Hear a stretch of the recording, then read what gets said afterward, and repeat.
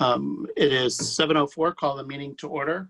Good evening. This is a meeting of the Community Preservation Committee, and it's being conducted remotely and consistent with Governor Baker's executive order of March 12, 2020, to the current state of emergency in the Commonwealth due to the outbreak of COVID-19. In order to mitigate the transmission of COVID-19 virus, we have been advised and directed by the Commonwealth to suspend public gatherings, and as such, the governor's order suspends the requirement of the open meeting law to have all meetings in a publicly accessible physical location. Further, all members of public bodies are allowed and encouraged to participate remotely.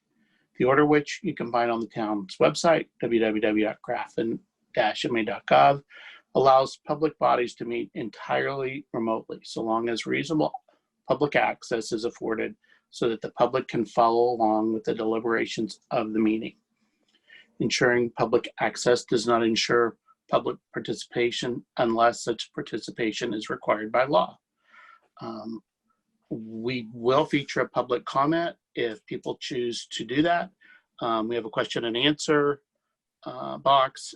We ask that you include your name to be recognized. Our meeting of the Community Preservation Committee is convened via Zoom as posted on the town's website, identifying how the public may join. Please note that this meeting is being recorded and that some attendees are participating by video conference. Accordingly, please be aware that other people may be able to see you, and take care not to screen share your computer. Anything you broadcast may be captured by the recording. All supporting materials that have been provided to members of this body are available on the town's website unless otherwise noted. The public is encouraged to follow along unless the posted agenda, unless I note otherwise. We are now turning to the first item on the agenda. Before doing so, permit me to cover some of the ground rules for effective and clear conduct of our business and to ensure accurate meeting minutes.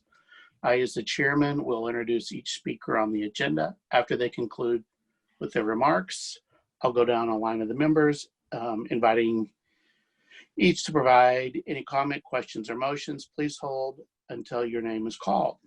Please remember to mute your phone or computer when you're not speaking. Please remember to speak clearly in a way that helps generate accurate minutes.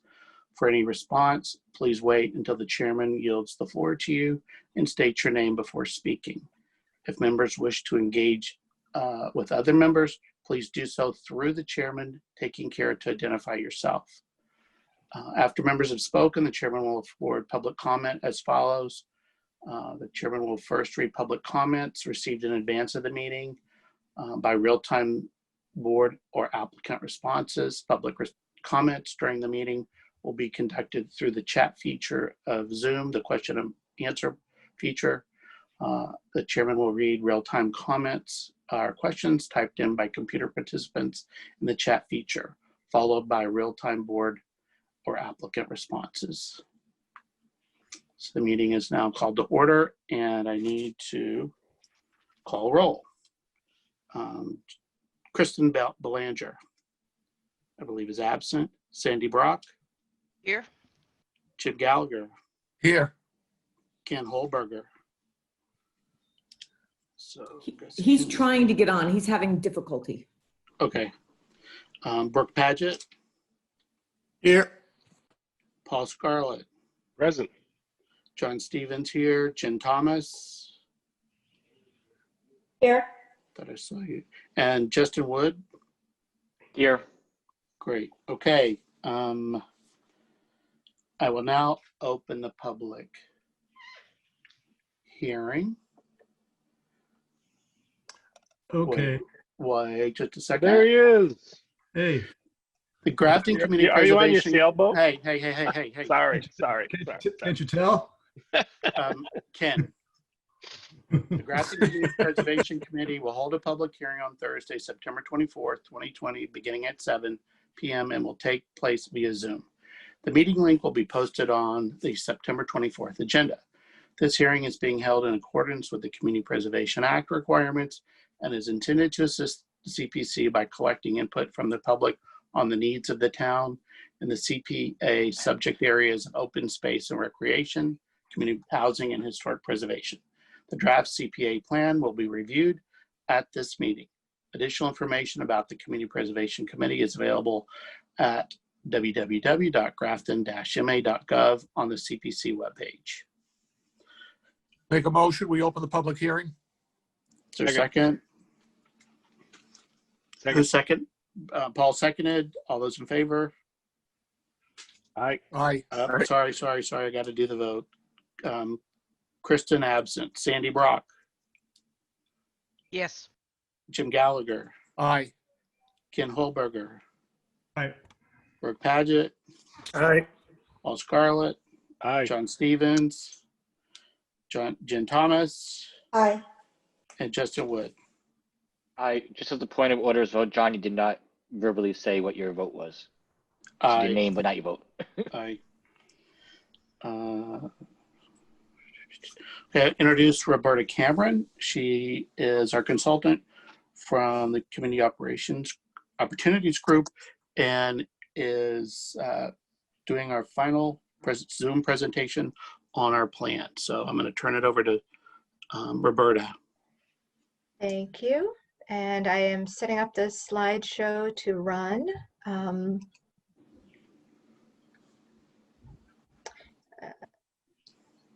What did I hit? Sorry. Thought I had it ready. Here we go. From beginning. All right. So we've spent the last several months since last spring preparing a community preservation plan update for the town of Grafton. I've been working with the committee members over the last several months, working out details of this plan. Generally, the purpose of the community preservation plan is to fulfill the requirement that's in the CPA enabling legislation, that one of the roles of the Community Preservation Committee is to evaluate community needs and priorities through consultation with boards and committees and staff in the community, as well as consultation with the public and stakeholders. So this is what we've been doing over the past several months, as well as looking at the context and the data that underlies the purpose, the identifying what it is that you're preserving as you are implementing the Community Preservation Act in Grafton. So just kind of what are the goals behind this effort to prepare the community preservation plan is, in addition to identifying those needs and opportunities and priorities of the community in utilizing your Community Preservation Act funds, we also want to look at what the town has been doing with the Community Preservation Act over almost 20 years that it's been since the CPA was adopted in Grafton, and to identify, for transparency's sake, to be able to say this is what you've done, and to identify the process for how your funds are going to be spent in the future, what the criteria are for determining how the funds are going to be utilized, and how do proponents for seeking CPA grants get into the pipeline to ask for CPA funds. So all of this is spelled out in this plan and will hopefully provide a resource that will help the Community Preservation Committee, as well as all of these other entities in your town, understand how to interact with the Community Preservation Act and be able to utilize the funding to the best benefit of the community. So there are 4 parts to the plan. The first part provides an overview of what is the Community Preservation Act and some background about the funding. So looking backwards, the town has, since CPA was adopted in 2001, the CPA legislation was actually passed in 2000, and Grafton was one of the first communities to adopt the Community Preservation Act back in 2001. And since then, you have raised almost $8 million that are spent toward CPA program areas. The total, on the chart that you see on the screen, the blue bars represent the local revenue that you've raised, and this has been matched with state revenue, which is represented with the pink sections of the bars, and a very thin sliver of green, which represents interest that you've earned on the CPA funds that are held by the town. The state match in the beginning was 100% of the CPA funds that you raised locally. This was because there were relatively few communities participating, and the state funds were able to support 100% match for all of the participating communities. As more and more communities have come on board with utilizing CPA, the amount of state match has declined over time. It has in the past few years been hovering at around 20%, give or take, of the local revenues that you raise. You have a 1.5% surcharge in Grafton. This was what the voters decided when you adopted CPA back in 2001. And right now that averages around $79 per single family house. So what you have done with your CPA funds over this time, you have spent nearly half of the funds on historic preservation projects. That's 48% of the funds to date have been spent in historic preservation. Open space and recreation has comprised 43% of the projects that you've funded to date. And you have to date committed 9% of your funds toward affordable housing. As you may be aware, the Community Preservation Act requires that towns put 10% of each year's revenue toward each of these three categories. And in fact, Grafton has complied with this. It appears that you've committed less than 10% toward affordable housing because of the fact that this pie chart includes commitments that you've made based on bonds that have been taken out to support some of the projects, which means that you've committed future revenues that the town has not raised yet with CPA funds. The left-hand column shows a sample of major projects that you've undertaken using your CPA funds. They're color-coded. The green projects show the open space and recreation. Purple shows historic preservation. Your 10% toward affordable housing has primarily gone to the Affordable Housing Trust, although in the first couple of years, the trust had not yet been created. And the orange bars are projects that support multiple program areas in this list. And we've also provided some, if you can see in the plan, some images depicting what some of these projects are to illustrate how you've been using your CPA funds. And some of these highlights are named in the plan. And we also look forward at projected funding. Just by order of magnitude, the town can anticipate raising approximately $500,000 in local revenue annually over the next several years. In terms of the local revenue alone, this breaks down to a minimum of $50,000 per program area. You can spend up to $25,000, that's 5% of your annual CPA revenue, toward administration. Administration includes your highly talented CPA staff person, as well as developing this plan or undertaking any other studies or due diligence that helps you in determining how you're going to utilize your CPA funds. And you have right now $150,000 in commitment toward debt service out of your CPA revenues. This amount obviously decreases every year, so that will be going down, that share will be going down over the next several years, leaving $175,000 of your annual revenues that can be used toward any of the program areas. And that was, as I mentioned, just the local revenue side. The state match, in addition to that, will also be divided in the same manner among all of these program areas. And your state match this year is anticipated at about 17.7%. This was determined during the COVID-19 crisis, which was anticipated to have a significant impact on state revenues. So it may be that by the end of the year, there's a more rosy outlook on what the state match will look like. And it may be that the state match could improve over the coming years. But obviously, we don't have a crystal ball. So I haven't made any conjectures about what the state match will look like going forward. So the second section of the plan talks about the community context. Most of you will find the next several slides to be very familiar because we talked about the community context quite a bit during the public forums that we undertook over the summer when we were gathering public input on the needs and opportunities for the plan.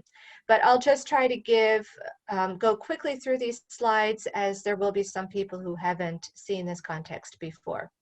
So just starting with a general overview of what is Grafton. You're a suburban community in the eastern central portion of the state, and just kind of an overall big picture of what the town looks like. There are 3 sections of town going north to south, with historic villages that are connected by the Quinsigamond and Blackstone rivers. The Quinsigamond River going north-south, essentially through the center of the town.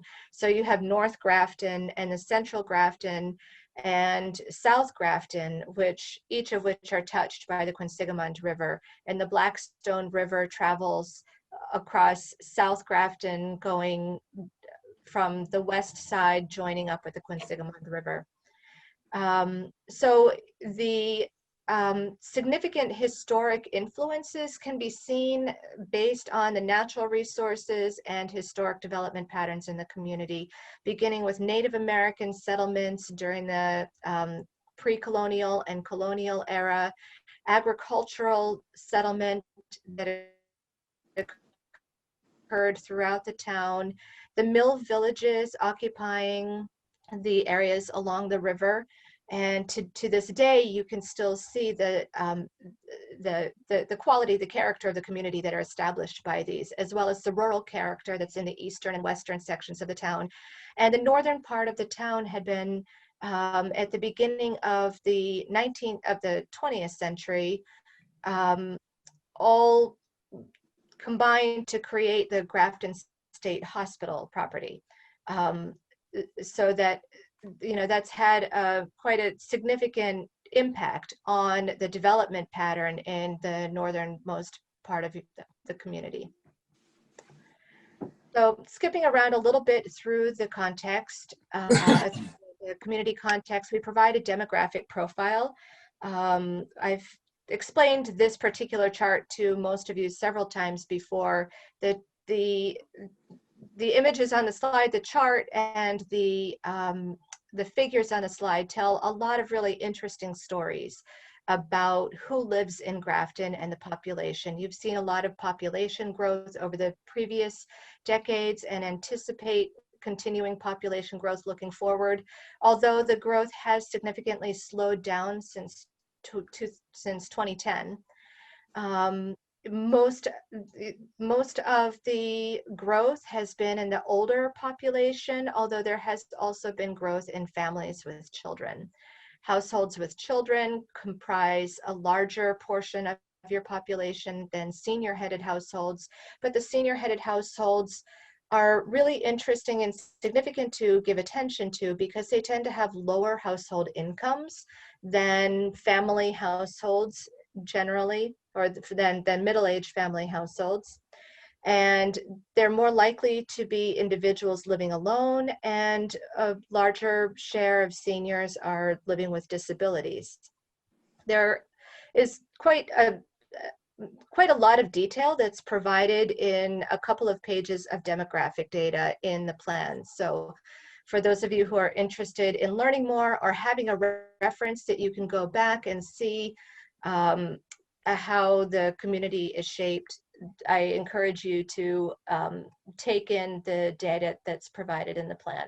Well, Roberta, We also, I yes. know, at least for myself, between 2000 and 2018, I got older, personal, and so. So you've contributed to the growing senior population. Is that what you're telling me? I did get older during that period. All right. So more interesting stories are told on these by the data that describes your housing inventory. I like to call these 3 circles that you see in this slide my housing dashboard. It shows that the community is predominantly owner-occupied single-family homes with 3 and 4 bedrooms, which is not probably a surprise to all of you, but it's really interesting that Grafton actually has a relatively diverse housing inventory compared to a lot of suburban communities, especially a lot of suburban communities that have substantial rural areas as Grafton has. And this is, I think, because of your historic Mill Village development pattern. About 25% of your housing stock is renter occupied, and about a quarter of your housing stock is townhouse and 2 to 4 family, the small multifamily development, as well as 12% of the housing stock that is in larger multifamily structures. And the chart at the bottom is showing a lot of things. To parse it out for you, we're showing the number of housing units built by each era of construction, and the average assessed value of housing units also by era of construction. So we see that the majority of homes in the community were built after 1980, and that houses are increasingly expensive. The blue represents single-family homes and the red represent condominiums. We don't have multifamily on this chart. It's not possible to represent them in the same way. But you know, the take-home point here is that the largest share of your housing is newer single-family homes, which are increasingly priced out of reach for average households. There is also more detail in the plan about housing affordability and about the breakdown between renter households and homeowner households. So a lot of interesting data in there if you're looking for housing data. So the plan also discusses the assets and identifies your partners and stakeholders pertaining to each of the program areas: open space, recreation, historic preservation, and affordable housing. A lot of this information is derived from prior plans that were written, and the prior plans are very important both for providing a sense of context as well as identifying opportunities and needs, and identifying what are some goals and strategies that have been identified going forward. I'll talk more about that later. But the town on the open space side has, you know, tremendous natural resources and historic open spaces. Your open space and recreation plan identifies approximately 3,000 acres of open space, but importantly, not all of that open space is protected. In particular, some of your institutional open space, about 600 acres, and Chapter 61 land included within those 3,000 acres of open space. Chapter 61 land is not permanently protected. So there may be some opportunities for preserving the town's character by looking at land that contributes to your open space inventory, but is not permanently protected. And just to give credit, I love the hand-drawn sketch map that's provided here. This is taken from your 2001 master plan that shows, kind of gives the big picture of what are the important areas that are contributing to, you know, what makes Grafton a special place. Mostly focused on open space and historic open spaces. We also identify categories of outdoor recreation facilities, including playgrounds, athletic fields and courts, mill villages, park, and so forth. You have a lot of existing facilities, and the plans that I mentioned identify needs for some of these facilities. And we also identify partners and stakeholders who are helping to advocate for, acquire, maintain, and manage all of the open space natural resources that we've identified. It's really useful, I think, in a planning process to identify who are the characters who need to be engaged as you look forward to working with the community to preserve these assets. The partners listed on this list are not inclusive of all of the partners who are maybe engaged with your historic open spaces, because they may be listed in their under partners. So if there are any that you can think of who I've neglected to list anywhere in any of the lists of partners in the plan, please let me know. And we've provided a map of these open space resources. This didn't make it into the PDF of the entire plan, but the two maps that we've prepared will be in the final plan. So categories of historic assets include your local historic assets that are listed on the National Register and the State Register, including things. You also have historic. Are you able to hear me? I'm getting a notice that my internet was unstable. It's coming in and out, but it's okay. You're just a little garbled. Okay. You have museums and organizations, institutions that are managing historic assets. And obviously your development pattern itself constitutes a historic asset, with the mill villages, the industrial heritage sites, the town common depicted here, and the Grafton State Hospital. So all of these contributing resources, and the organizational capacity to manage and oversee and protect these resources, as well as partners who you may be engaging in, are identified. And historic resource map. The source of the map is identified comes from the Massachusetts MACRIS. I can't remember what MACRIS stands for. It's a listing of historic resources that the state maintains. And finally, we identify affordable housing assets, including your subsidized housing inventory. 379 units, or approximately 5.29% of your housing, is included on the subsidized housing inventory. As the goal under Chapter 40B is your housing should be listed on the subsidized housing inventory. This leaves approximately 350 units that you are still looking to create of housing. And you have recently heard historic action plan, which identified approximately 500 some units, which have been at some point in the pipeline at the time that the plan was prepared in, I think, 2018. that are under development, which some of which are affordable, some of which are not. These include some projects which have been zoned for housing development, but not necessarily permitted at this point yet.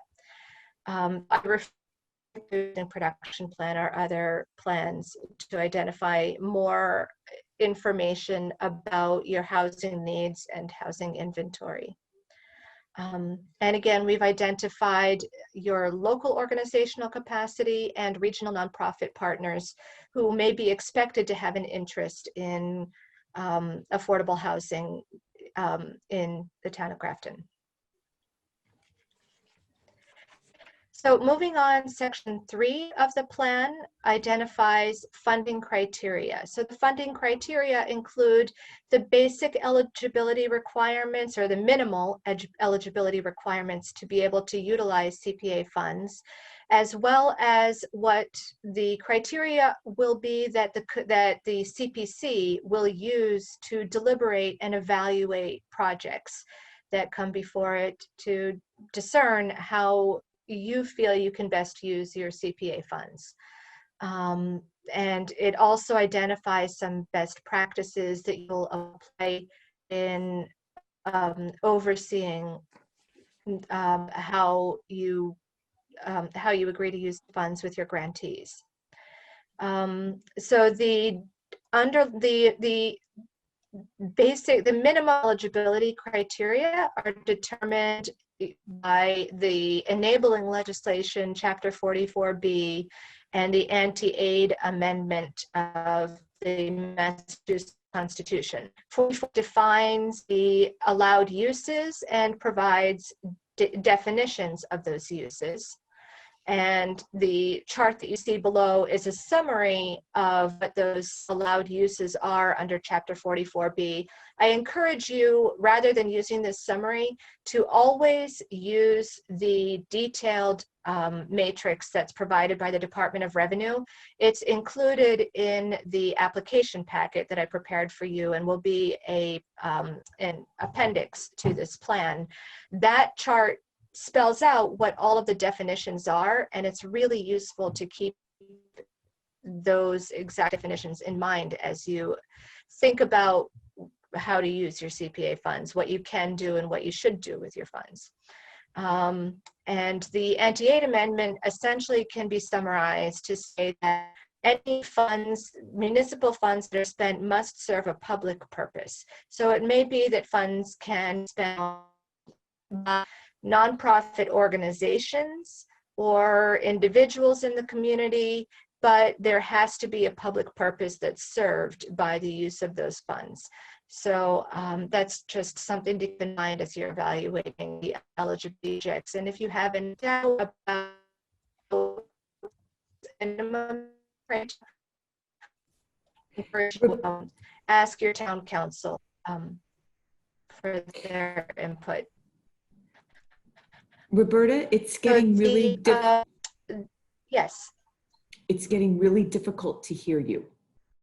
Oh, At least on my end, you're really breaking up a lot. I'm sorry. Are others also having a difficult time hearing me? Yes, Yes. just lately though. Okay. Yeah, we can still. I will. We can still get the gist of what you're saying. Exactly. Okay. Okay. I'll try to go on then. There's nothing I can really do, I think, to change my connection at the moment.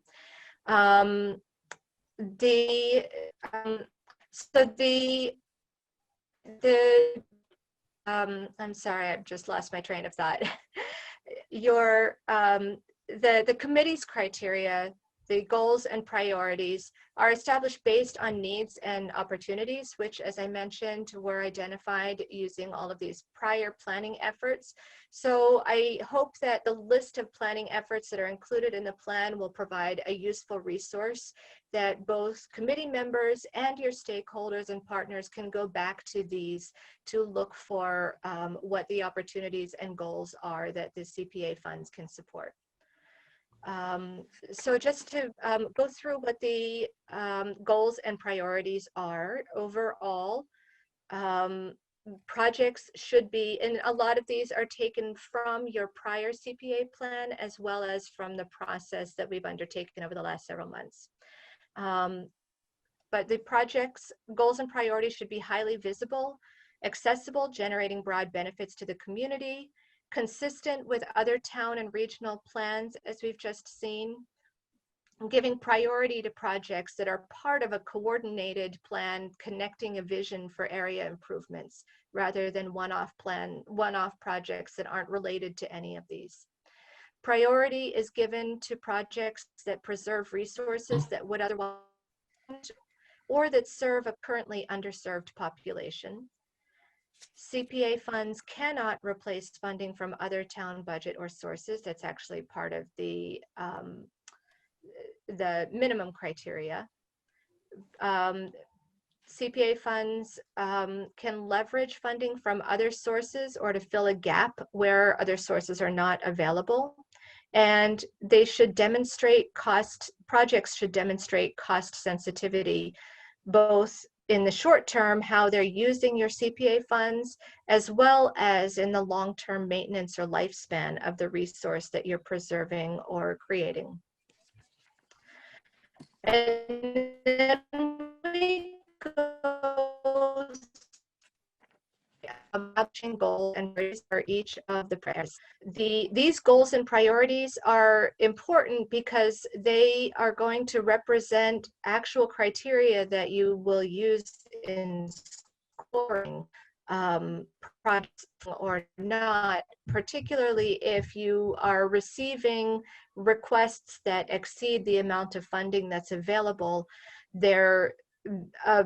How well they meet these goals and priorities will help you to distinguish which projects would be supported over other projects. So the goals for open space and recreation include promote the preservation of open space and natural resources, including wildlife, habitat, water quality, and watershed protection, working farms, and forests. And we've provided a vision statement that supports this goal, that natural resources contribute to health, resilience, quality of life, fiscal balance, and economic vitality for Grafton's residents and businesses. So hopefully this vision statement will help to assert why it is that you are looking to promote these open spaces and natural resources. And then the second goal is to expand and improve recreation facilities to serve Grafton residents of all ages and abilities. Again, a vision statement suggests that not every facility serves the needs of every resident. So CPA funds should support a range of offerings so that residents have access to a variety of passive and active offerings. So you may have projects, some projects are going to emphasize the needs of children, some projects are going to emphasize the needs of seniors or other population groups. Some projects may benefit one part of the community and another project, one project may be in North Grafton and another project in South Grafton, but your goal is to spread the funds around the community to different population groups and areas so that everyone benefits overall. And you're looking to create connected systems of trails for walking and biking, as well as greenways to protect habitats and natural resources. So connected systems of trails is the key word in this goal. And the priorities will rank first, protecting water resources, critical habitats, and historic open space features, improve access recreation opportunities. And the second priority is to preserve heritage landscapes and expand opportunities for active and passive recreation. So we will, I'd like to perhaps pause and ask if there's any feedback at this point about the goals and priorities. Or would you prefer to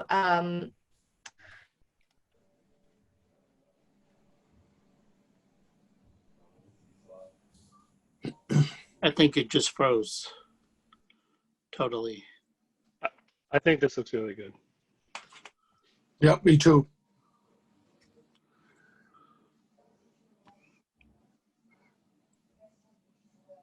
Nice job, Roberta. My apologies, everyone.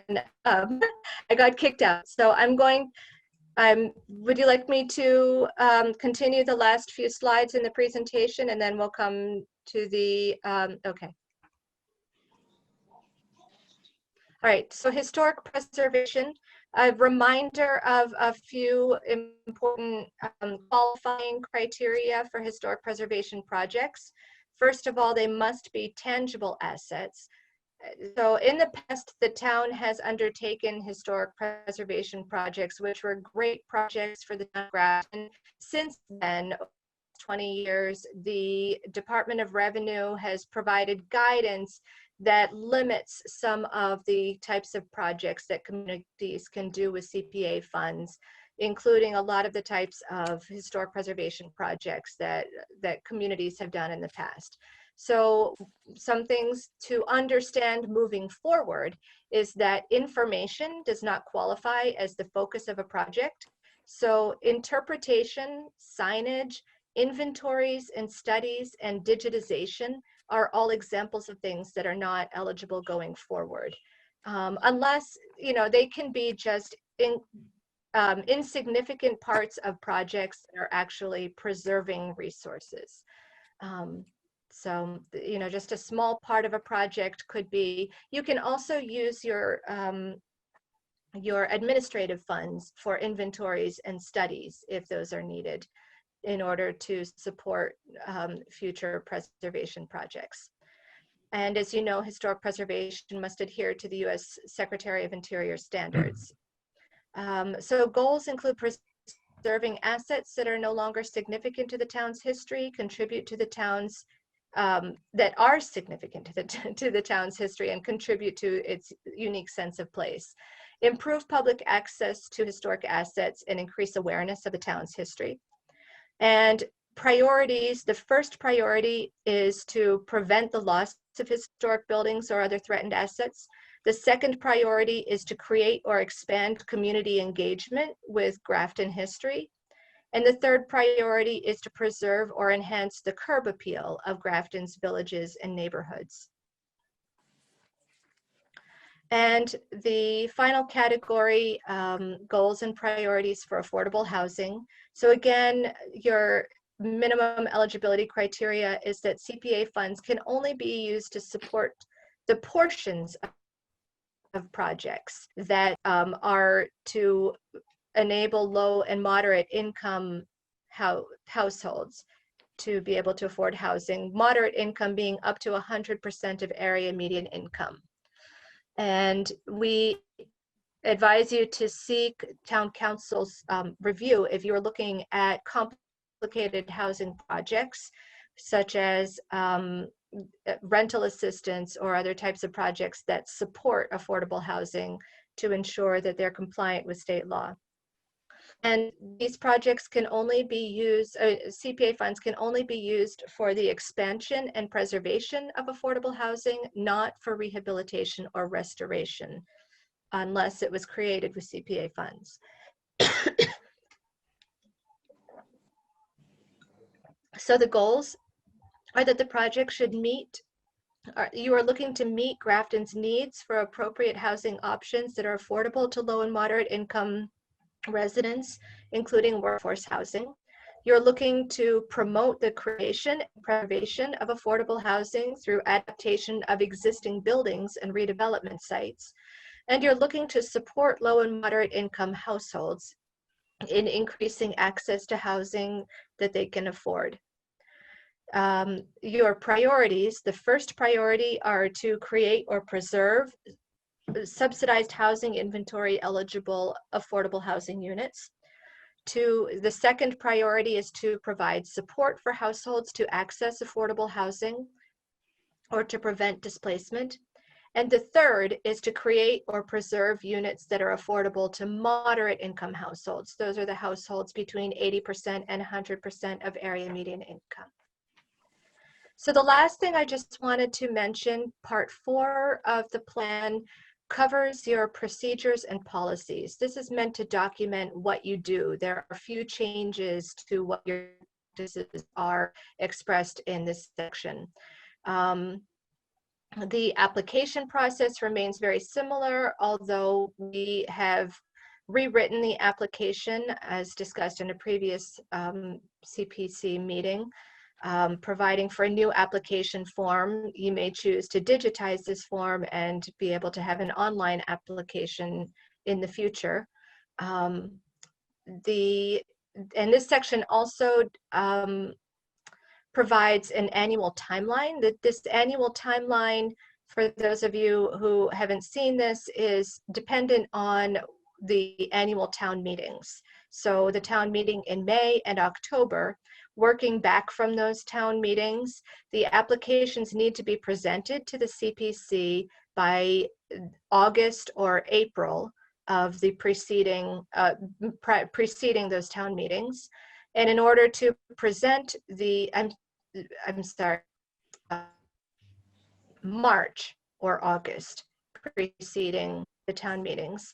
And in order for those presentations to be prepared, the applications themselves have to be received by February or July preceding those town meetings. And the CPC will have an optional grant writing workshop a few months ahead of when each of those application deadlines takes place to help applicants understand the application process. And there will also be an annual hearing on community needs and priorities, which in this timeline is scheduled to occur in June every year. And with that, that completes the review of the presentation of the plan. And I will be very interested in hearing your feedback and public comment. I Are there also any- should mention that Go public ahead. comment can be received in writing as well, can be sent to your community preservation coordinator, and would be welcome through the end of this month, so for another week. Do any of the members have any comments that they would like to give to Roberta at this time? I'd just like to point out that that this is just a tremendous job. It's a huge undertaking. You listened to everyone who was talking at the same time, and you solicited information, and you have provided it in a form that's easy to follow, easy to understand, and it really showcases the CPA in Grafton as well as the operation of the CPC. So thank you very much. Thank you. I second that notion. Kudos to you, Roberta, for putting this all together. It's not an easy job. Thank you. Thank you. It's been a big job, a lot of work under less than desirable working conditions with COVID and Zoom meetings. So this is an excellent result given the difficult road that we've had to walk to get to this point. John, Justin has a question, I believe. Okay. Oh, he's muted. Thank you, John. My question is not so much for Roberta. I thought this was great. It's more kind of for Joanne. Do you suspect that we could have this meeting posted on our town's YouTube and the GCTV site by tomorrow afternoon? Because of if there's a ability for public to provide commentary by end of next week, that's really not that much time if this ends up being posted on Monday. If you don't know, can we just reach out to Bob DeToma to see if he can make that happen? That's my only commentary here.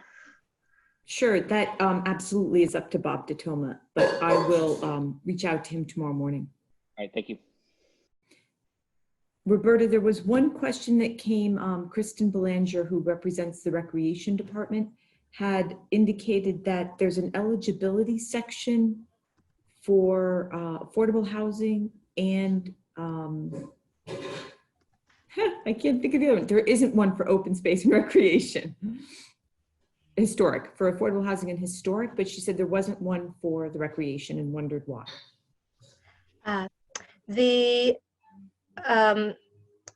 specific I didn't feel that there were any specific eligibility criteria that needed to be called out for open space and recreation projects. I'm trying to think on the spot what they might be, which is that, well, any project, anything that's acquired, I can think about whether there are any eligibility criteria that are specific to open space and recreation that would be necessary, but I don't think that there are. The general eligibility criteria, I think, sufficiently describe what you can do with open space and recreation projects. Okay, I'll let her know that. Just to say, I'm not recalling the slide very well to say for sure if this was on there, but just to mention for recreation that it is outdoor recreation only. It's not indoor rec. That's Yes, one thing that is important. If it's not on the slide, that's one thing just to mention that could be relevant. I don't know if it is, but that's to put on there. Okay, I'll consider, yeah.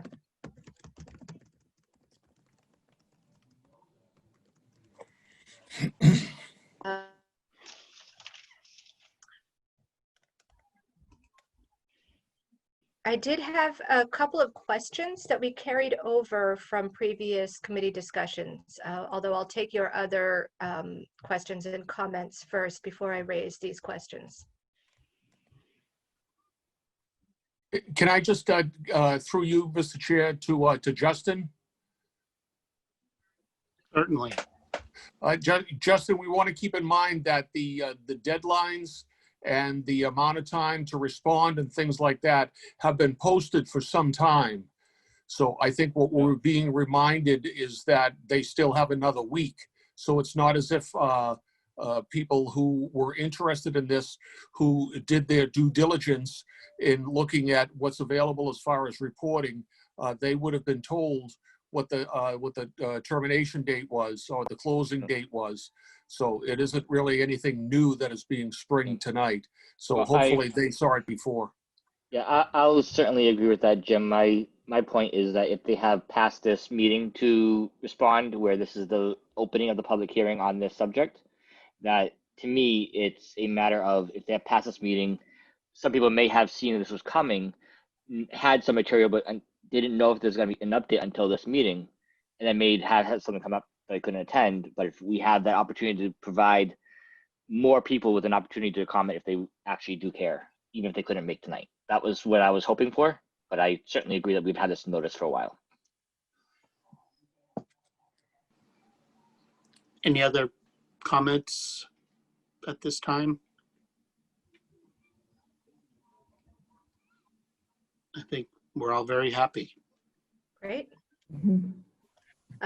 So I did just want to, if I may, go back to a couple of questions that had been raised previously that we said we would get into, have the opportunity to go into some more detail at this time. And one of the questions was whether it was appropriate to highlight farms as a resource as part of the town's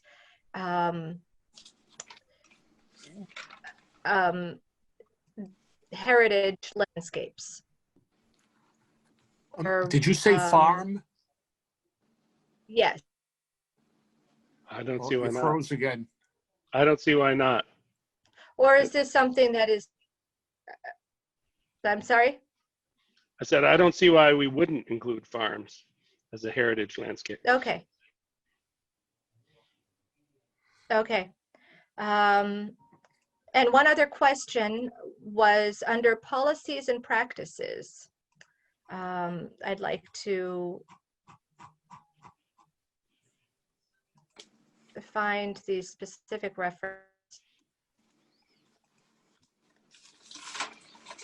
If you have the plan, it's on page 33 of the plan. And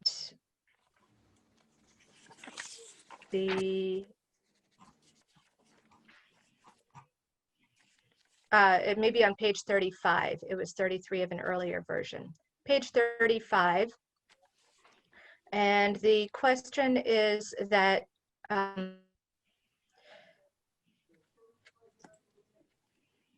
whenever the second bullet, the first bullet states that the CPC, I'm sorry, the first,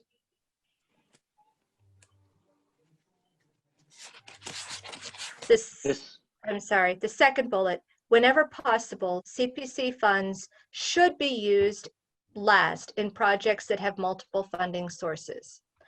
And there was some question about whether the funds should be used last or must be used last. I think that you've had a policy in the past that CPA funds must be used last if there are multiple funding sources. And this is your prerogative to determine. I recommend flexibility wherever it's not required by law, because there may be projects that need flexibility in order to be able to work out for one reason or another. But if you prefer that it should read that it must be used last, I'd like to have that read correctly in the plan. Could I comment, John? Certainly. I think it should be must if we're talking about available funding. If we're talking about anticipated funding or hopeful funding, then it's not as clear cut. But if we have like two sources of actual funding and the CPA money, then in that case, the CPA must be used last. Does that make sense? And Can it if be, go ahead. I'm sorry. Yep. Go ahead. All right, Justin. John, through you. Yes. So do we have the flexibility to make that determination on a case-by-case basis? I was always under the impression that that was a requirement, not an option, that it had to be used last.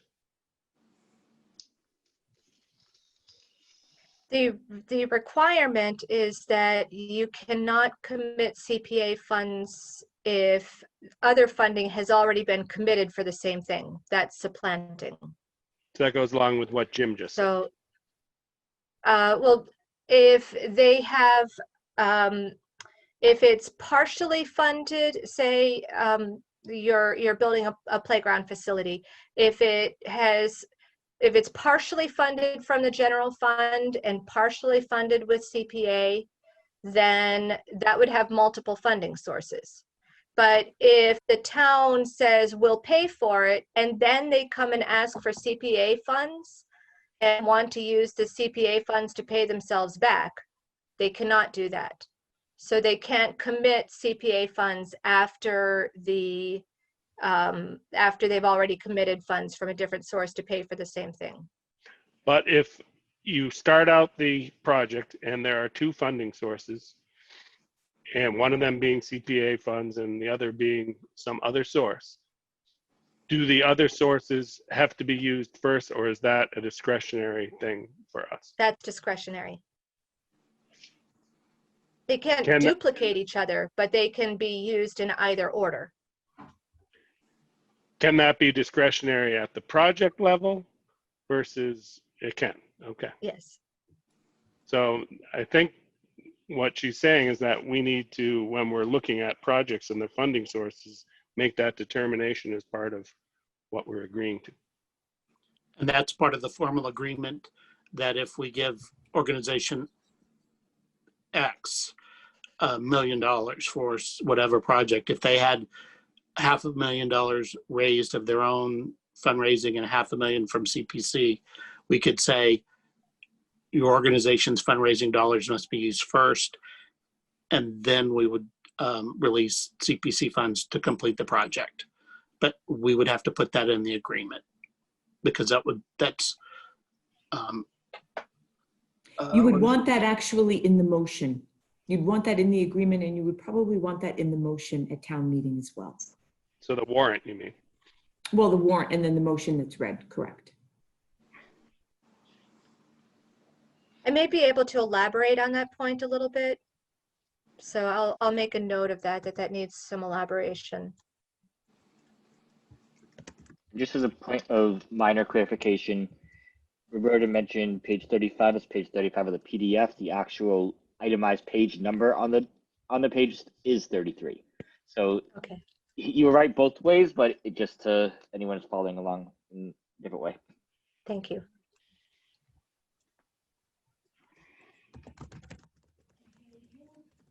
All right, that's all that I had that I wanted to make sure that I covered with you tonight.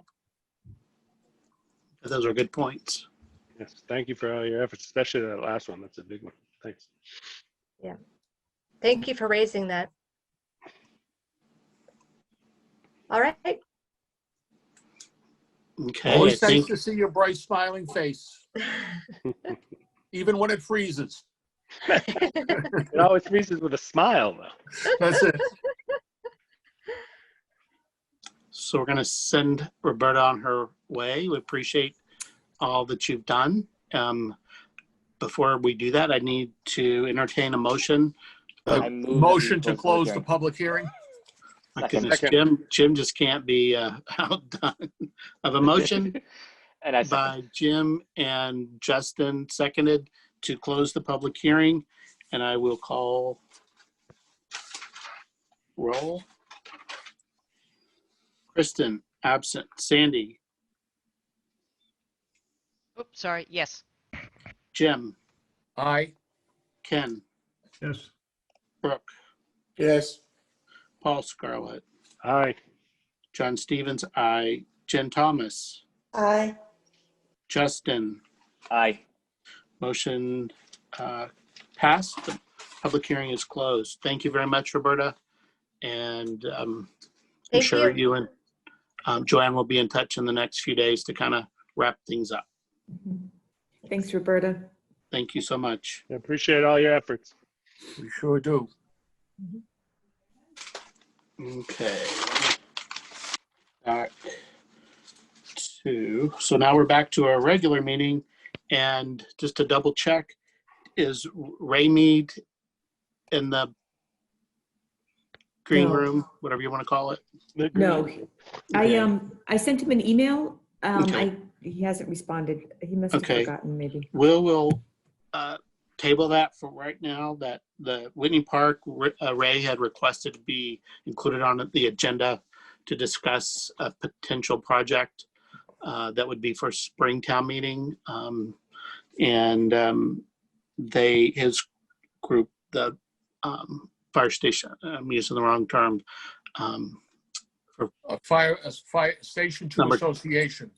Yeah. that they had done the Roney Park, and this would be an additional project in North Grafton. And so if he isn't able to come tonight, we'll add that on the agenda for next month. That will hold that over in case he does come back. And the next is the Capital Improvement Project Committee. Is that right, Colleen? Is that the right name? No? Capital Yeah. Improvements? Capital Improvement Planning Committee. Planning Committee. Okay, sorry about that. And we have two members of that committee, Colleen Roy and Greg Marr, I believe, that are participating to Yes. go over a warrant article that is coming at October town meeting, 70th annual town meeting. And it's been a year or two ago. I'm not sure how different this proposal is from the last one, but if you want to give us a brief synopsis of what this is and how this will impact CPC and the way our budgeting is done. Yeah, it's extremely similar to the bylaw we brought last year. We made a few minor tweaks because we heard the concern that was raised at town meeting, and this will have no effect on CPC budgeting or your autonomy or how you do it at all. Your projects are funded, and completed the way you guys choose them. All it would really do is just include them in our documentation. So residents have one localized source of information so they can see where all their tax dollars have gone for what projects and how. Did you guys have any specific questions or concerns about the bylaw? Well, how does it mention us, Colleen? I don't believe it The new mentions one? you. I don't think it mentions you specifically. It's just, it doesn't mention you specifically. I know the one that they did before, we were specifically mentioned, and that was the red flag. But if we're not mentioned in there, then we should be okay, right? We weren't so. specifically mentioned. We weren't specifically mentioned last time. I'm sorry. I thought we were. No, we weren't. We looked to make an amendment on the floor to add specific mention of us because we hadn't had a chance to really talk about this thoroughly as a committee prior to the town meeting last fall. But no, neither one did. I have a question, John, may I? Certainly, go ahead. So how would your charge coordinate with ours? So I think it makes a lot of sense to filter capital projects from town departments. I assume you guys would prioritize those according to what you have as a charge. Would you then have those come to us through you rather than the way it's been happening, which is basically each of the individual committees have come to us on their own? I'm just trying to get a better handle on how that would work. I believe the individual committees would continue to come to you on their own. What we're just trying to do is have one centralized source for information. So just like in the presentation we just saw, it sounds like July 1st and February 1st are two pretty significant deadlines for CPC. So in that, the February 1st deadline, you'll get those applications after we've given our deliverable of what our recommendations will be. And then you'll have funded those, whether you choose to or not, before our next cycle starts. So you'll just kind of be reporting those in the rears, I think is what you guys want to refer to it, where it'll already be done, but we can just include that in our documentation the following year. And then when your next deadline hits of July 1st, we're going to be next year, hopefully by August, we'll be handing out submission forms to department heads. So if you can in August just write down what you funded in the spring and what you plan to be funding in the fall, so we can just include that in our documentation. It's really just a source of to include everything into one place. And looking at your charge, though, you're looking to prioritize the capital projects. So if they're coming forth with a capital project, would they come to you first? And then you guys say, well, this might be able to be funded through CPC, you should go there. It sounds like you're not saying that these will already be done and it's almost in arrears. So if they believe CPC is something that they want to go after, we're not going to prevent that. They can come to you guys just like they would. If they come to us and we're looking at the big plan and we think, oh, by the way, this might work, sure, we might suggest it to them. So I think it would be a hybrid of both. Okay. Jim, did you have a question? No, but I'm just thinking about how often we use hybrid lately. Got that remote learning going on at home here. And if I may, it basically seems like, if a project that we want to fund, we bring it to town meeting, it doesn't pass a town meeting, that project might still be on a, capital plan for somebody, and then that would go to the CIPC if we didn't fund it, and if we did, they'd also know because of town meeting.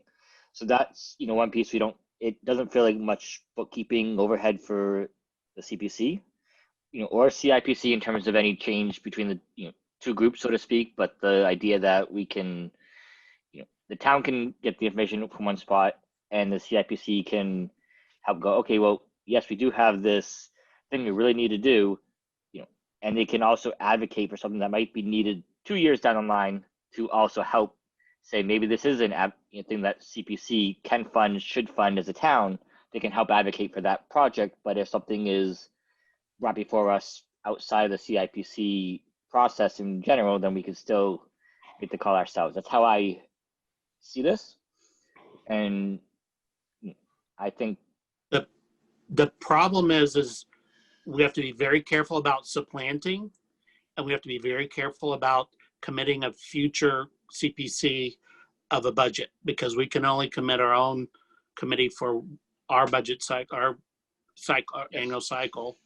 And we can't, if something fails one way or the other, we can't get tripped up on the supplanting, because that is very, very, very clear from day one with CPC. So yeah, I agree that I think it's a matter of this might be doable with CPC. We might choose to bring it forward to town meeting, and town meeting might approve it. Nothing would be guaranteed until after a town meeting vote as far as anything that we fund. That's my understanding of the bylaw and my understanding of what the goals are. Paul, did you want to add something? And then Greg. Yeah, if I could get a little more clarity on how you envision being made aware of CPC projects. We're not in the way the bylaw is worded, we're not a town department.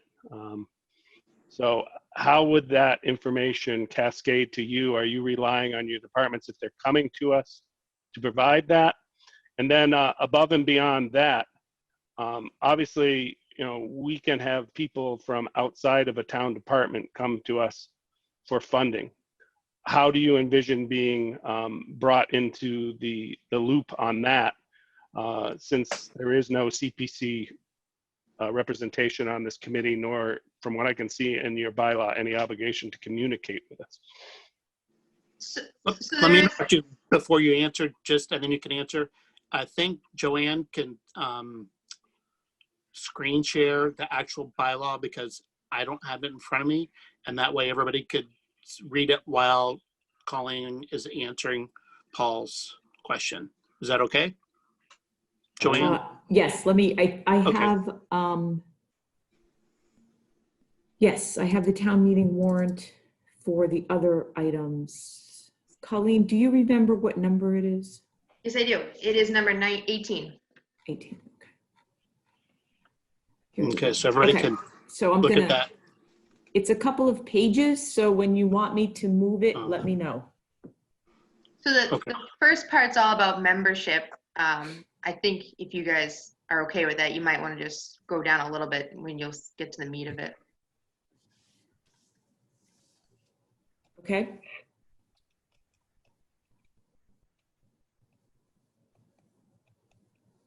If I've gone too far, I'm expecting one of you to yell. Okay, whoa. That's the duties. That's a good part to start. Yeah. Okay. So sure. What I was going to say was, I think kind of answers his question and kind of basically just give an overview of what we're going to do. So basically, as you see, we have two responsibilities here. One is just to document the 5-year plan of capital projects for the town. That'll come from the submissions to us at the beginning of the fiscal year, and any information that anyone sends to us at any time during the year that we can put into that. The second responsibility is around the start of the second quarter during the budgeting cycle. The town administrator will receive from all of the departments forms that specify what capital projects they are looking to do in the next budget cycle. And the town administrator will put those together and send those along to us.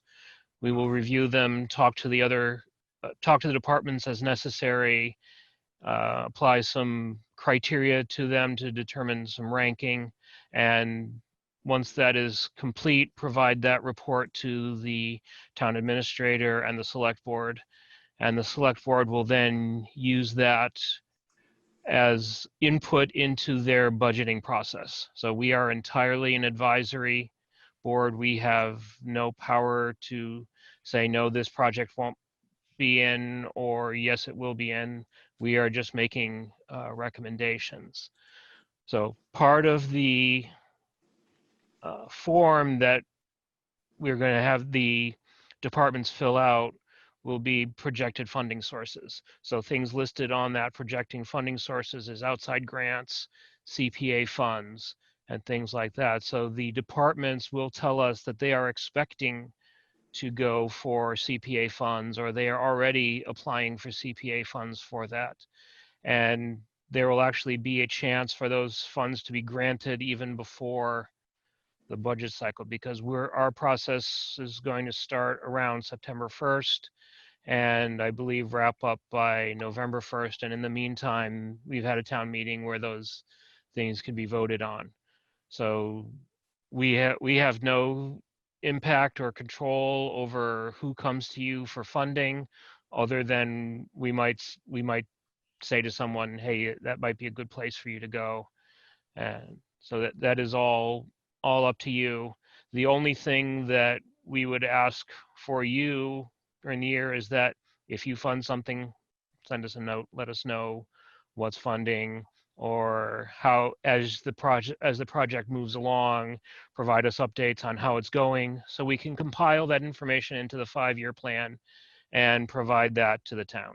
That is all informational for people who want to know what capital things we are doing for the next 5 years, or we are proposing to do for the next 5 years. And that's where I get a little confused, right? I'm sorry, John. Can Go ahead. So our funding isn't capital budget funding. So you want us to reply to you or provide you information if there is something that is amongst your capital projects that we're considering helping to fund.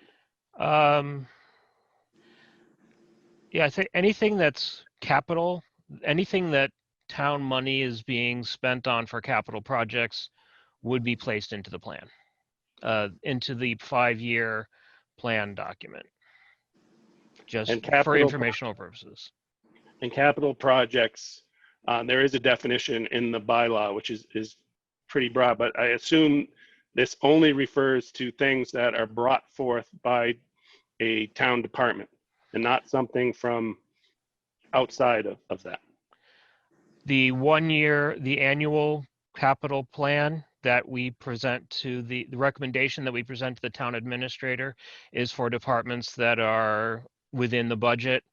The capital plan is anything that town money, including CPA funds, would be spent on purely for informational purposes. Okay, what about, we've just a couple examples. We've given money to purchase land. We've given money that's owned by the town. We've given given money to restore the townhouse owned by the town. We've given money to restore things that belong to the historical society, not owned by the town. All those are technically, are those all capital? Are those all projects you need to know about? It's not need to know about. It's would like to know about to include in the booklet. So you want to know about land purchases. You want to know about money we give the Historical Society to preserve documents or whatever have you that we may give them as projects come along. Yeah, it would be useful, but we don't require it of you. We have no authority to require it of you. We are asking for, give us, if you could provide us this information, we will put it in among all the other capital things that town money is being spent for. No, but that it's a yes for all of those types of projects is what I was trying to get a sense of. It doesn't matter if it's town owned or not. You want to know. Yeah, it would be useful. It would be useful to include in that, because anything for which town money is being spent. So is all of our projects are town meeting. I'm sorry. Right. But following town meeting to submit the CPA warrant articles that passed, whatever 7, 8, 9, and 12, that those were all successful. Have those literally cut and paste and then forwarded to which person, what staff person are we notifying? So right now, I'm sorry, Paul. Right now, we are working with Chris McGoldrick. He's going to be our staff support, but that could change in the future. We are going through a lot of changes, and this is a very new process. We aren't really even operating under this bylaw yet. So I could answer that question today, but will it be the same person 6 months, 9 months from now? I can't guarantee you that. At worst, you send it to the town administrator's office. Attention Okay. CIPC. Okay. Sure.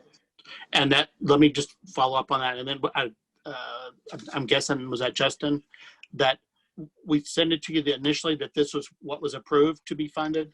And then, 6 months later, a year later, when the project is completed, you would like a similar kind of notification? Because what we do with the town accountant is we close out accounts. So if we gave you $100,000 to redo whatever park, at the very end, you have $12,000 left. That gets returned to the appropriate CPC budget line. And then we'd send you a notification that we spent, it was approved for 100,000, but we spent 82,000 and it's complete. That's the kind of information, that's what you're asking? Yeah, that would be very helpful. Yes. Okay, I think Justin, I'm not seeing faces right now. Sure. Justin, was that you? I do see Paul. Yeah, I do see Paul's hand as well. I don't know which one was us was Okay. first, but I just well, wanted we'll to let you say. go Justin, go first. ahead, Justin. I just wanted to say if it helps those on this committee to, get their head around what's asked of us, even though it's not a formal requirement because they don't have that power to require us to do it. I am more than happy to provide the CIPC in whatever manner is necessary for the duration of me being on CPC for that information. I don't mind sending that out and getting that passed over. Justin, it's not going to be for too long because according to your background there, you're already sunsetting. Hey, are you guys all done looking at this? I've gotten a request to take the screen Yes. down. That's Yes. Paul, go ahead. So thank you, Justin, because that's a similar topic to what I wanted to bring up. Before every town meeting, we meet with the finance committee, which many of you folks are aware of because you come from the finance committee. Do you envision a similar process to that? And if so, would that be helpful to keep you informed? And rather than having representation of CPC on this committee, do you see that as something that you would regularly do, like we do with finance committee? We do envision that with department heads. I'm not sure if we have a full grasp on how CPC will fit into that. If you want to come in and present, we would love that. It really is just about trying to gather information and collecting that information and being able to have one centralized location for people to find that information. I'm just a little confused with how this would go. So you're encouraging departments to continue to go to us before they go to you, but then you're going to prioritize the projects that they bring to you. Right. Wouldn't it make more sense for you guys to prioritize the projects and then the ones that you see as potentially being available for CPA funding, to then bring that to us with recommendations of what you view as being the highest priority next, and so on and so forth, rather than No. having people come to us individually? No, because if they come to you and you guys decide, yes, we will fund this, that will give them higher prioritization because they'll have a partially funded project. They're going to get X amount of CPA funds for this project. So that for them will get bumped up in the prioritization because they've got money, versus saying, hey, we will bump them if you give them. You guys can decide first, do you even want to fund anything? And if you do, that then gets reported to us and it will go into our ranking system if they need additional funding beyond CPA funds. Okay, thank you.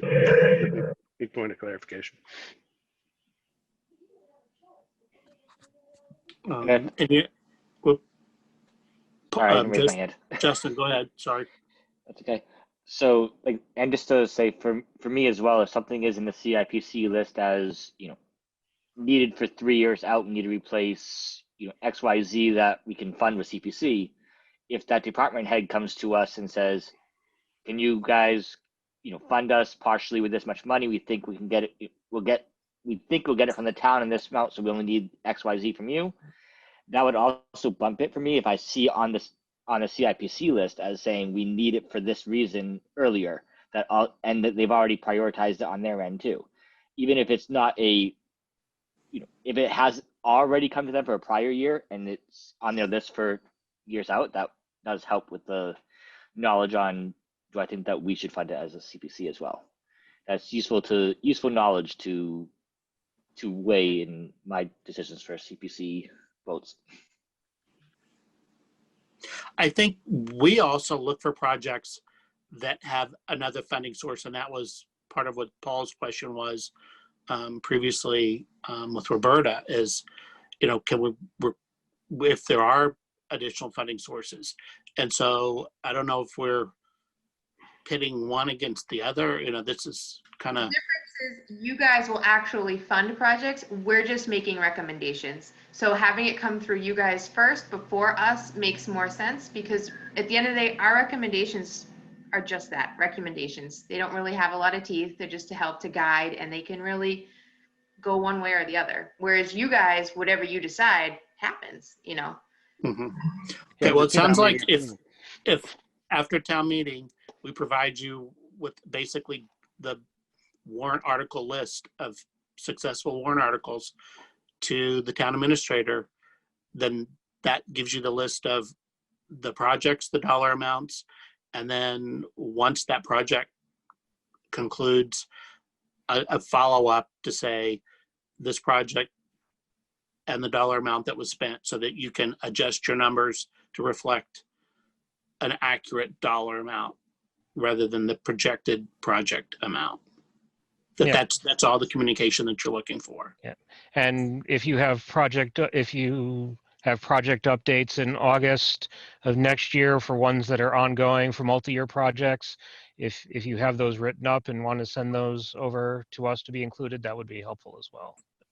Typically, the projects are 2-year. We have a 2-year sunset. The sunset can be extended depending on the project. A lot of times it's just a technical thing to try to get it through a billing cycle, and you may miss the end of the close of the fiscal year. But 2 years is the longest duration that we give, and a lot of them are quick projects, 6 months to a year. So Okay. These wrap up fairly quickly.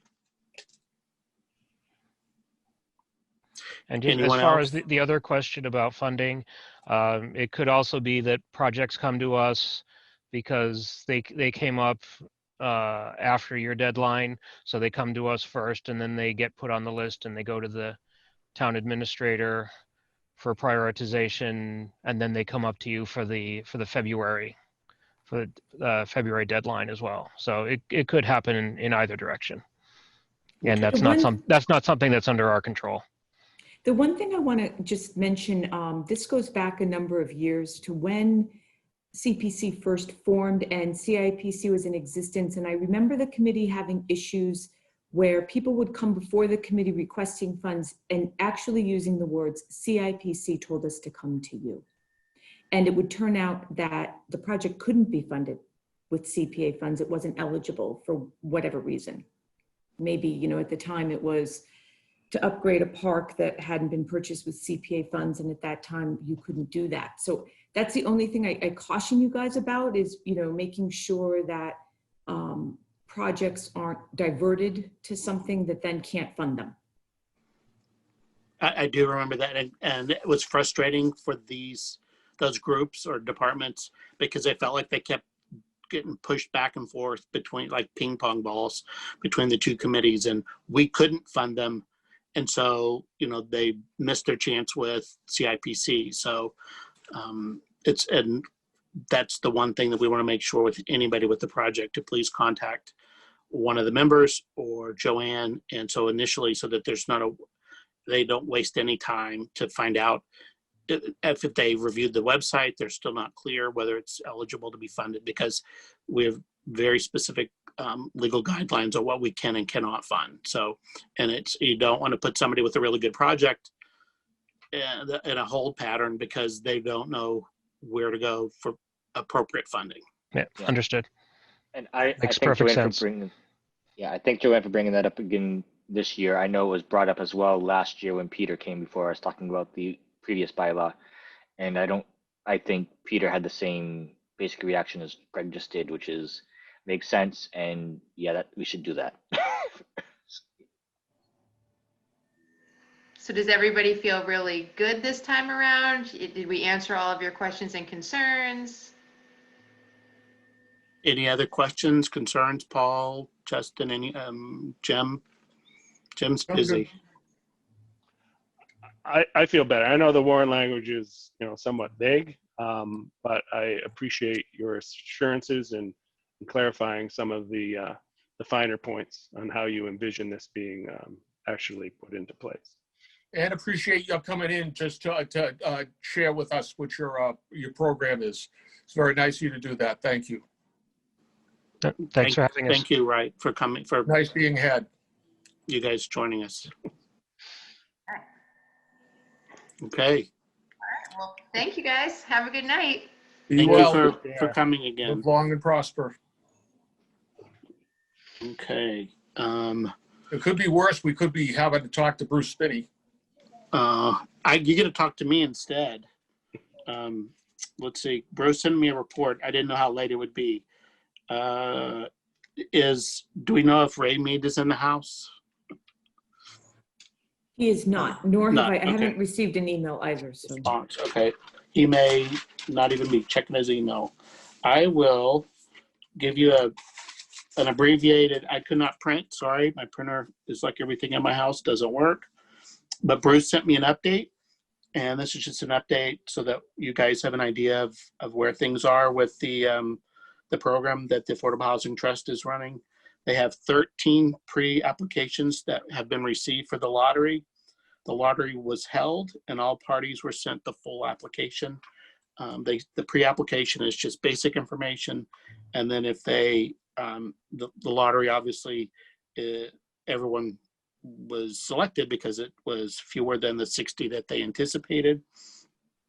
To date, 3 people have sent partial applications, and they are waiting additional documentation to complete the process of the application. There are 3 other parties that are putting together the requested or the required documentation.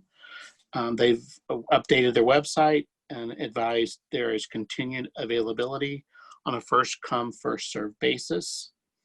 The applications, they asked the applicants about how they heard about the program.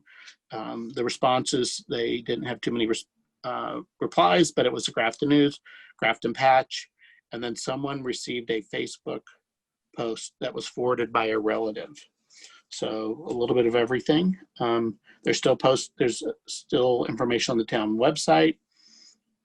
They plan to reach out to the Grafton papers again. Someone suggested a sign in town.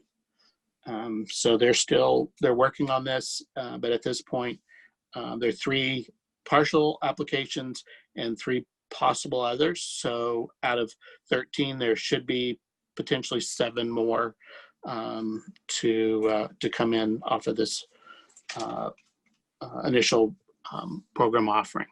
So, John, it's Jen. I just have a quick question. Yes. So out of those 13, are they already approved? Were they no, that's that were qualified? that Qualified for of the 13, they were pre-application. So you just submit your name and I'm sure some basic financial information and how you lost your job or, whatever the predicament that you find yourself. Then they use that to then determine whether you can receive the full application, which everyone was because they did not receive the 60 that they thought. And of those 13, all 13 were sent a full application. And then 3 have sent back, but it doesn't have, you still have to get information from your landlord. There's a lot of information, I guess, that you have to get. And so they probably are just sending it back as they get the information.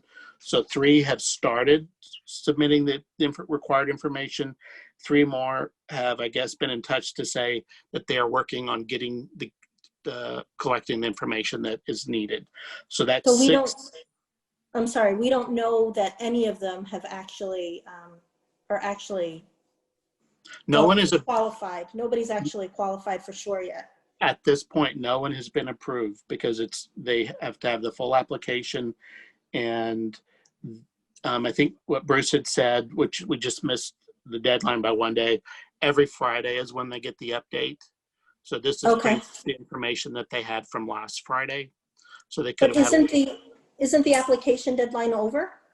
It is over, but then, and this was, because I just said, you could just send me a brief report. So I was not 100% clear.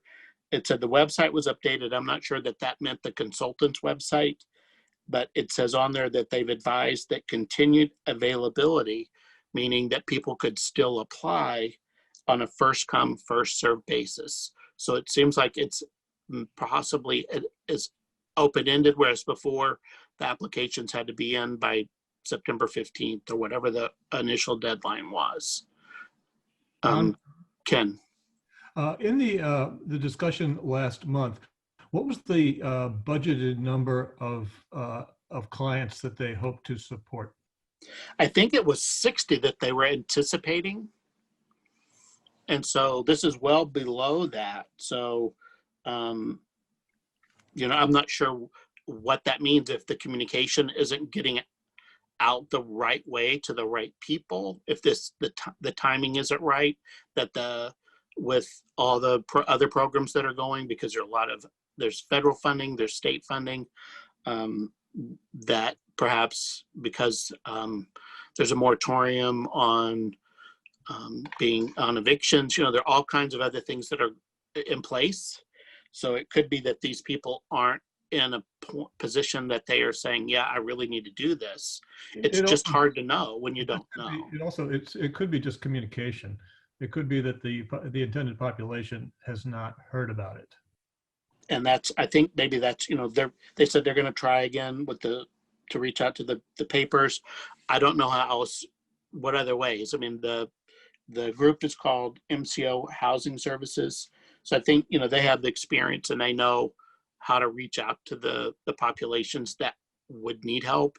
I'm sure it's not an easy task to reach a lot of the people that you need to reach, but they're the experts on knowing how to do it. So. I had, I'm sorry, I'm taking notes, so that's why I keep coming in and out of the picture. I had spoken to Bruce via email about some ideas I had for reaching people. And, he did share with me, they went to the schools. I suggested they touch base with the churches in town because those often, those folks, the pastors often understand, needs amongst the folks who attend their congregations. Certainly, he's open to hearing any ideas that any of you may have of outreach that they could do, or organizations that they could contact. This administrator is supposed to be in this business, right? They're supposed to be the experts. So they're supposed to know how to do it. Mm-hmm. And so, assuming that's true, we might start thinking about the conclusion that maybe there just aren't, the need is not so great. Although I'm sure it's too soon to tell. It's hard to know we don't know what we don't know. I think that's the problem. That's it exactly, John. So it could be everybody's good, that they found other funding sources. It could be they just don't know about the program, or they're not ready for the program. So, but I just wanted to give you a little bit of an update. Can I give you a little bit of an aside on the trust as well, John? Certainly. Bruce came to our housing authority meeting last month, and he had meeting with our executive director individually before to try to see how we can work with the trust, the housing authority, to the mutual ends. And the state of or the Commonwealth of Massachusetts is just incredible, the bureaucracy as to who can do what, who can say what, who can have this and who can't have that. But after our joint meeting, they are going to, they being the trust, is going to hire a consultant to see how best they can work with us. And what we're going to do on the Housing Authority is we're going to establish a mirror group that can file or claim as a nonprofit entity, so that we can communicate with the trust. The Housing Authority can't make arrangements directly with the trust. It has to be through the state. It has to be through a separate like corporate entity that we're going to have to create in order to try to do business with them. So they're not making it easy for us to work together. Everybody's sold on wanting to work together, but the Executive Office of Community and Development is not a friendly ball player in this endeavor.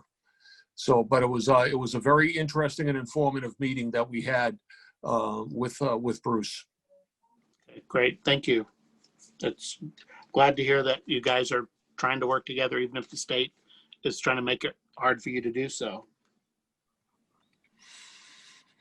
Okay, the next item, unless anybody else has anything else to add, we have 2 warrant articles. Well, hold it. I think I've grabbed the wrong things. Yeah, if Joanne could put them up, because I've grabbed the wrong. Yeah. I think I might have. So, well, you guys have actually a couple of warrant articles. Sorry. John, are you okay if I just go through these quick? Go right ahead. Okay, so this is the draft warrant right now. So your first one is the CPC Emergency Rental Assistance Program with the $225,000, and Ken has suggested that come from the fiscal year 2021 CPC budgeted reserve account. The next one is the ADA Accessible Parks and Playgrounds. That's $210,000, with those monies coming $75,000 from the 2021 budgeted reserve, and the remaining $135,000 from the undesignated fund balance. The next article is to transfer $79,950 from the CPC undesignated fund balance to the CPC open space reserve. This is the article taking care of the accounting issue that happened because in the May 2019, I think it was, town meeting, the motion that was read had a funding source different than the warrant article, and the warrant article was correct and the motion was incorrect, resulting in our open space reserve going into a negative balance. So this is the best way to rectify that issue.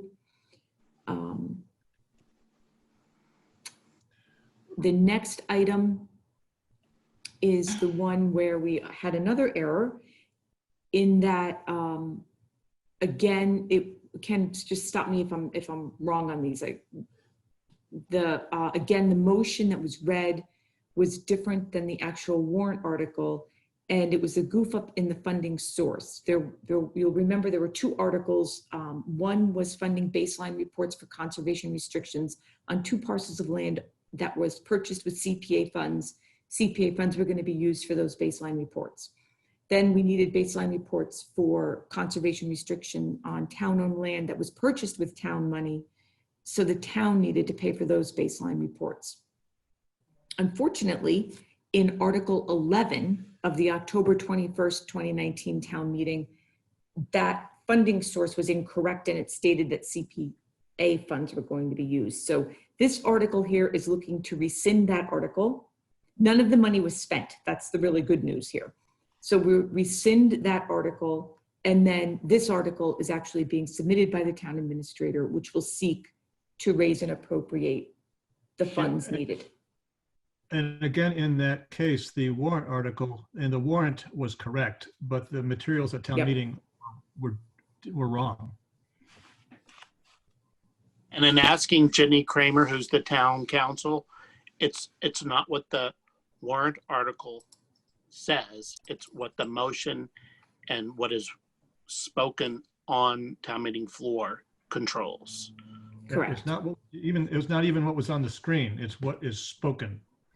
Yes, because in this case, what was on the screen was correct. So so everybody in town meeting, and I'm not throwing everybody in town meeting under the bus, but we were all sitting there and we all heard something different read than what was on the screen. And no one noticed. And no one noticed. Or even if someone noticed, they said, well, maybe I was wrong and I don't want to look like an idiot, and say, did you say something different than what was written? No one was ever going to do that. No one did. Well, it goes so fast. I think it's hard to watch and listen and take notes and digest and understand. So we're left with these two errors on the books. And so these two articles are correcting that. So My only question / concern here is, Ken or John, will one of you be explaining what these warrant articles are when they come up at town meeting this October in person? I feel like if we don't have an explanation, there'll be enough people at town meeting that will not, understand what we're even trying to do. I think we should try to explain it. Is that someone in the town offices, and I don't know who it was, made mistakes. I think, Justin, transcribing what was in the certified warrant to the town meeting materials. And Justin, we'll be taking these to finance committee. So my guess is that this explanation that you're talking about will happen at those public hearings. And I guess I'm hopeful that the finance committee will understand what happened, and part of the explanation will be in their recommendation. If not, yes, somebody will need to stand up and explain these. And if John or Ken don't want to, I will. Yeah, because I don't want to name names and say, somebody, I don't want to say somebody, or I name, identify someone who made a mistake in front of all of town meeting. I don't care to do that. I'll say, at least from my standpoint, just to say it out loud, that in the tech industry, for me, people make mistakes all the time, even big, costly ones. And the way, when I think of addressing a mistake, you're talking about the mistake and what happened, not who did it. Because you don't, who did it doesn't matter. It's not important. In this case, we're correcting the issue and we're trying to solve the problem. And that's how I look at it. And I would actually not be in favor of saying which person made the mistake, because that doesn't matter. Oh, yeah, we don't know. Nobody knows. That's just I'm saying even if we knew, I wouldn't be in favor of it. And if need be, Jenny's there, and Jenny's the one that's made this recommendation that this is what we need to do. We're trying to untangle the knot so that we can move forward and everything's accurate. So I hope no one asks what's been done to prevent these mistakes in the future, because I don't know. That just means we have to read it 15 times. And no, it doesn't. No, it goes to the warrant was correct.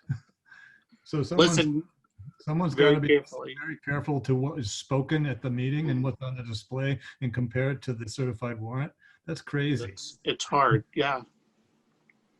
So, well, we're fixing a mistake. So I think hopefully that will be included in finance committee's recommendations, that they will say this is to correct an error.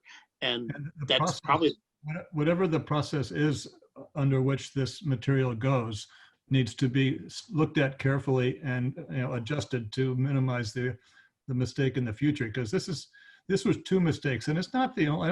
I think there have been mistakes prior to this too that have gone on. So remember one time they left a warrant right out. Mm-hmm. I remember that. It was just gone. It just didn't happen. No, I mean, things happen. So but if things happen, this is like the third mistake that I can name right off the top of my head. So, okay, so since you're talking, unless somebody else has anything else, I'm going to let you do your report. Okay. Can we screen share? Yeah, you're set up to do that. Don't forget to email me that, please. And Joanne will email that to everyone once she gets it. Okay. Okay, can we see that? Yep. Okay, so this is not a whole lot different than what we saw last month. One thing that changed a little bit is that the Community Preservation Act Coalition came out with a updated increased estimate as to what the state match was going to be. And they came down and said that it's 17.7%. And similarly to the last time, they said, this is how much money is in the account now, and if no more money is put into the account, this is what it's going to be. But in fact, money comes into the account on a continuous basis, so there will be more money above and beyond the 17.7%. So based on that, and based on the fact that changes aren't going to make any difference right now, we're going to stand with the number that we had before, which is a little bit higher than 17.7%. So the difference this month is the gap between the two of them has now dropped to $28,000 from the $50,000 that it was on the lower estimate. So we're getting closer. So we're going to stand with this, and by the time we're done, the difference will be immaterial. So that's that. Now moving down, here under the CPA revenue, it's the budget. We call it the budgeted reserve. We're taking out the emergency rental assistance package from here, and because I don't want to tap this account below a certain amount, we're going to take out only $75,000 of the ADA project from this, and that's going to leave $100,000 here. So if we don't get the extra money in the match, we still won't. We'll still be in the green here.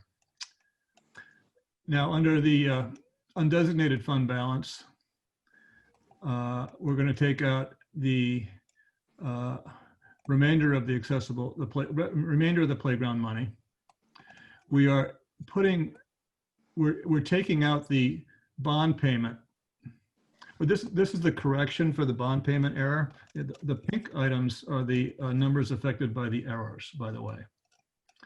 So this is Article 9 that we just spoke of, which is going to debit the undesignated fund balance. And then down here at the bottom, it's going to credit the open space reserve. That's where it should have come from.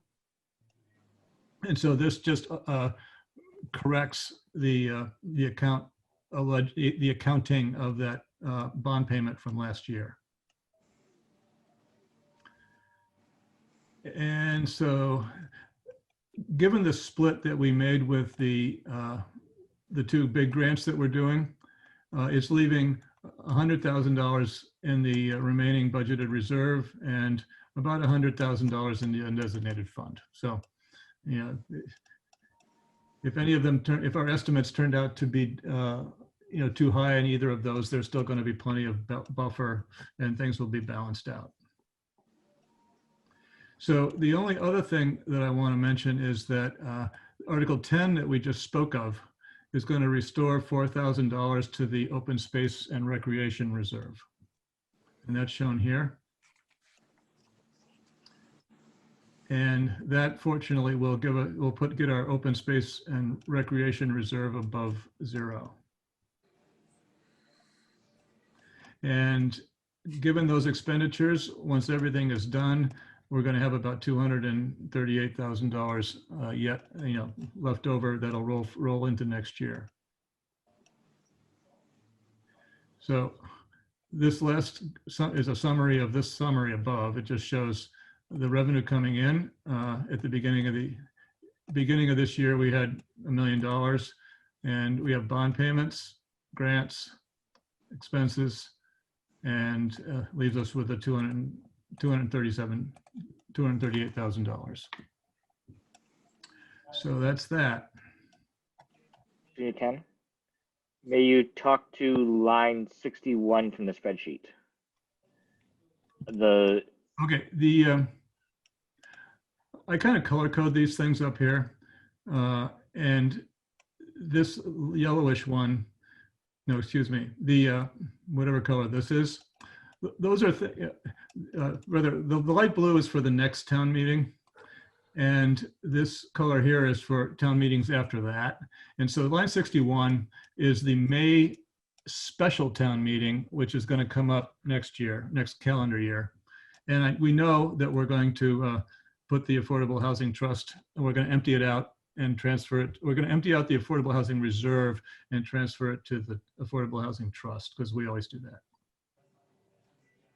Yeah, my question was the $9. I know it's not much, but are we doing a special article for that? A year or so ago, in the someplace in the warrant to town meeting process, the two least significant digits of the amount of money that was supposed to be transferred were reversed. And that I discovered when we were trying to, I discovered that a few months ago when we were trying to reconcile the Affordable Housing Trust transfers for the past 10 years. I discovered that there was a $9 difference, and I tracked it back down, and somebody swapped the two least significant digits. And so it ended up with a $9 error. And so when we get to that point in the spring, we're going to document that and correct it. Okay. See, that's just, okay, so now I can name 4 errors. Hey, Ken, Okay. knock it Yeah. off. I guess I'll move that we accept the report as presented. I have a motion. Do I have a second? Second. Jim seconded. Any discussion? All those in favor? And I have to roll call. Kristen is not here. Sandy, Aye. Jim, Aye. Ken, Aye. Brooke, Aye. Paul. Paul, you're muted. Are you there, Paul? John, Paul Scarlett, calling Paul Scarlett. Earth to Paul, Earth to Paul. I said aye. Aye. John Stevens, aye. Jen Thomas, Aye. Justin Wood. Aye. Declare the motion carried unanimously. The clerk's report, one second. We're going to pass over the clerk's report. Joanne said it'll be ready for next week. Jim. What? Ken. Who was? I don't know. I thought it was, sorry. Who had the question? Yeah, it was me. I just wanted to make a comment, is that I don't want to make these things sound too bad, because these errors are all very small and innocuous, and it's unfortunate they happen, but we're lucky that none of them are serious. So that's Right. that. And they're all innocent. I think that's the. Yes, they're innocent, and They're all. and none of them are serious. They're all fixable, and we're fixing them. And we've got an excellent fallback on all of this, because if anyone has anything to say, it's Justin's going right under the bus. I'll say I agree they're all innocent, and I think if this was anything other than municipal budgeting, these would just be handled administratively without anyone being the wiser, is my comprehension here. So yeah. Okay. Okay. Did somebody else have a question? Or if you can unscreen share. Will do. Let me So I figure can out. Here we go. see, and then send that to Joanne. So we passed over the clerk's report, and I am going to suggest that since we have had a very busy meeting and it's very late, that unless someone has an update on one of the projects that is very full of great information, Jim? Okay, just because it's nice, on the Lions Club, they're continuing, they're moving forward with the architect. They've chosen John Morrow, who did the bathrooms at Nelson Park. The survey work on the lot lines from Brigham Hill Road along the driveway to the soccer field were completed by land planning. The driveway and parking lot paving finish code has been applied. It looks great and a wonderful addition to the park.